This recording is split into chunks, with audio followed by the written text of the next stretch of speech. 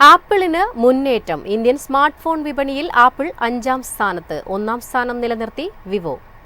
ഇന്ത്യയിൽ ഏറ്റവും കൂടുതൽ വിറ്റഴിക്കുന്ന സ്മാർട്ട് ഫോൺ എന്ന ബഹുമതി ഇത്തവണയും സ്വന്തമാക്കിയിരിക്കുകയാണ് ചൈനീസ് ബ്രാൻഡായ വിവോ. രണ്ടാമൻ സാംസങ്, ഓപ്പോ, റിയൽമി എന്നിവയാണ് 3ഉം 4ഉം സ്ഥാനങ്ങളിൽ. അതേസമയം ഷവോമിയെ പിന്തള്ളി ആപ്പിൾ ആദ്യ 5-ൽ ഇടം പിടിച്ചു. 2025 ആദ്യപാദത്തിലെ കണക്കുകൾ പുറത്തുവന്നപ്പോഴാണ് ആപ്പിളിന്റെ മുന്നേറ്റം. 9.5% വിപണി വിഹിതം ആപ്പിളിനുണ്ട്. മുൻവർഷം ഇതേ കാലയളവിൽ ഇത് 7.3%. ആപ്പിൾ ഉൽപ്പന്നങ്ങളോട് ഇന്ത്യയിലെ ഉപഭോക്താക്കൾക്ക് പ്രിയമേറുന്നതും ഫിനാൻസ് സ്കീമുകളുമാണ് ഐഫോണിന്റെ വിൽപ്പന ഉയരാൻ സഹായിച്ചതെന്നാണ് ഗവേഷക സ്ഥാപനമായ IDC വ്യക്തമാക്കുന്നത്.